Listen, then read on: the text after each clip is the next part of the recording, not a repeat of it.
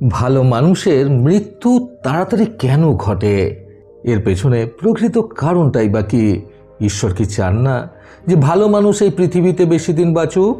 বন্ধুরা, এই প্রশ্নের উত্তর খুঁজতেই আজকের এই ভিডিওটি বানানো। চ্যানেলে নতুন হলে সাবস্ক্রাইব করতে ভুলবেন না এবং অবশ্যই ভিডিওটি ভালো লাগলে একটা লাইক আশা করব। সঙ্গে থাকুন ভিডিওর শেষ পর্যন্ত। আপনারা কোথা থেকে ভিডিওটি দেখছেন আপনার নাম সমেত ভিডিওতে কমেন্ট করুন, যাতে রবিবার গল্পে আপনার নাম উল্লেখ করে আপনাকে ধন্যবাদ জ্ঞাপন করতে পারি। কলিযুগে মানুষের গড় আয়ু 70 থেকে 100 বছর পর্যন্ত ধার্য করা থাকলেও খুব কম সংখ্যক মানুষ এই আয়ু পূরণ করতে সক্ষম হয়। এটা আমরা লক্ষ্য করে থাকি। যে সকল মানুষের মৃত্যু খুব তাড়াতাড়ি ঘটে, অর্থাৎ 20, 30, 40-এর মধ্যে বা তারও কম সময় যাদের মৃত্যু ঘটে, তারা প্রকৃতপক্ষেই ভালো মানুষ। তারা তাদের জীবনে বেঁচে থাকাকালীন পরোপকার করেছেন, সৎ থেকেছেন, অন্যের কখনো ক্ষতি করেননি, অন্যের দুঃখে সবসময় এগিয়ে গেছেন, দুস্থ মানুষের পাশে দাঁড়িয়েছেন, ইত্যাদি ইত্যাদি। পৌরাণিক মতে জন্ম নিলে মৃত্যু আবশ্যক, অর্থাৎ যার জন্ম হয়েছে তার মৃত্যু ঘটবেই। এখানে কোনো অনিয়ম বা ভেদাভেদ নেই। কথিত আছে, জন্ম মৃত্যু বিয়ে 3 বিধাতা নিয়ে, অর্থাৎ প্রতিটি মনুষ্যজাতির জন্মের পূর্বে বিধাতা তার মৃত্যুর সময়, তার জন্মের সময় এবং বিয়ের সময় তার ভাগ্যে লিখে দেন। সেই নির্ধারিত সময়ের 1 সেকেন্ড আগেও কিছু ঘটবে না বা 1 সেকেন্ড পরেও কিছু ঘটবে না। নির্ধারিত সময়ে সব কিছু ঘটবে। অর্থাৎ এর থেকে যে ইনফরমেশনটা পেলাম সেটা হলো জন্ম এবং মৃত্যু উভয়ই বিধাতার হাতে লেখা। ভিডিওতে আগে যাওয়ার আগে গত সপ্তাহে যারা যারা কমেন্ট করেছিলেন তারা হলেন কৃষ্ণনগর থেকে অনিতা বিশ্বাস, পূর্ব মেদিনীপুর ময়না থেকে মানস মাঝি, গুয়াহাটি আসাম থেকে খুশি মোহন সাহা, সোনামুখী বাঁকুড়া থেকে নরেন দত্ত, আসাম থেকে রূপা তালুকদার, কাজোরা গ্রাম বর্ধমান থেকে আনন্দ রুইদাস, নিউ ইয়র্ক থেকে তারি কুমার, বর্ধমান থেকে নয়ন ব্যানার্জি, ঢাকা থেকে আতিকুল ইসলাম, হাওড়া থেকে ডক্টর জগদীশ মণ্ডল, মুর্শিদাবাদ থেকে অলিউল্লাহ, সাবাং পশ্চিম মেদিনীপুর থেকে মধুমিতা পাত্র, মরিগাঁও আসাম থেকে মনমোহন নাথ, ভুবনেশ্বর থেকে অনামিকা নাথ। আপনাদের সকলকে অসংখ্য ধন্যবাদ।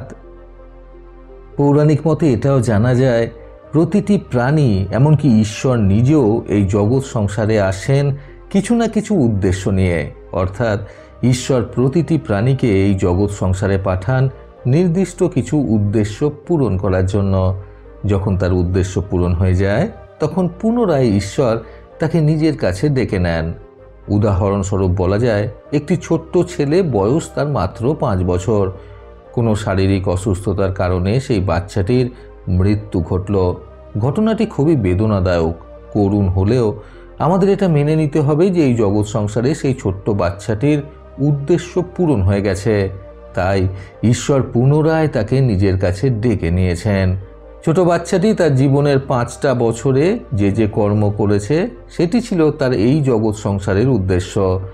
এই সকল উদ্দেশ্য সে পূরণ করে ফেলেছে, তাই তার মৃত্যু ঘটেছে। ভালো মানুষের মৃত্যু কেন তাড়াতাড়ি ঘটে, এই কথার উত্তরে একবার ভগবান শ্রীকৃষ্ণ বলেছিলেন, আমরা যখন বাগানে ঘুরতে যাই তখন যদি আমরা বাগানে গিয়ে বাগান ভর্তি সুন্দর সুন্দর ফুল দেখি, আমাদের খুব লোভ হয়, আমাদের মনে ইচ্ছে হয় সেই ফুলগুলি নেওয়ার। সেই ফুলগুলির মধ্যে থেকে সেই ফুলটি আমরা আগে ছিঁড়ে ফেলি, যে ফুলটি খুবই সুন্দর দেখতে এবং দেখে খুবই লোভনীয় মনে হচ্ছে। মানবজাতির মৃত্যুও কিন্তু এই ফুল ছিঁড়ে ফেলার মতো নেই। ঈশ্বর বেছে বেছে সেই মানুষকেই আগে নিজের কাছে ডেকে নেন, যে মানুষটি খুব সুন্দর, যে মানুষটি খুব ভালো। তাহলে প্রকৃতপক্ষে ভালো মানুষের মৃত্যুর কারণস্বরূপ আমাদের এই কথাটাই ধরে নিতে হবে যে এই জগৎ সংসারে সেই মানুষটির উদ্দেশ্য পূরণ হয়ে গেছে বলে ঈশ্বর পুনরায় তাকে নিজের কাছে ডেকে নিয়েছেন। অতটুকু উদ্দেশ্য পূরণ করার জন্যই, অতটুকু পথ চলার জন্য ঈশ্বর তাকে মানব জন্ম দিয়ে এই জগৎ সংসারে পাঠিয়েছিলেন। বন্ধুরা, জীবন সুন্দর করতে আজকের এই ভিডিও থেকে শিক্ষণীয় 3টি কথা সর্বদা মনে রাখুন। প্রথমত, জীবন বড়ই ছোট। এটা জেনেও মানুষ হিংসা করে, খারাপ কর্ম করে, শত্রুতা করে, নিজের জীবন জটিল করে। থাক না এখন এইসব। দ্বিতীয়ত, জীবন যখন ছোটই, একে সম্পূর্ণ উপভোগ করা কি আমাদের উচিত নয়? সুখে থাকার রাস্তা খোঁজা কি উচিত নয়? তৃতীয়ত, এই জগৎ সংসারে কেউ বড় ছোট নয়। কেউ ডাল ভাত খেয়েও সুখে থাকে, কেউ আবার টাকার গদিতে শুয়েও নরক যন্ত্রণা ভোগ করে। হাসতে থাকুন, হাসাতে থাকুন, সুখে থাকুন, অন্যকে সুখে থাকার রাস্তা করে দিন। এই ছোট জীবনে এমন কিছু করে যান যাতে মৃত্যুর পরেও আপনার অস্তিত্ব বহু দিন এই পৃথিবীতে থাকে। প্রতিবারের মতো আবারও বলবো, এই পৃথিবী তাদেরকেই সম্মান দেয় যারা ইউনিক কিছু করার ক্ষমতা রাখে। সকলে সুস্থ এবং সুন্দর জীবন কামনায় প্রকৃত জীবন থেকে আমি সন্তু চক্রবর্তী আবার আসবো নতুন সুন্দর শিক্ষণীয় একটি ছোট গল্পের সাথে। ভালো শুনুন, ভালো থাকুন। ধন্যবাদ।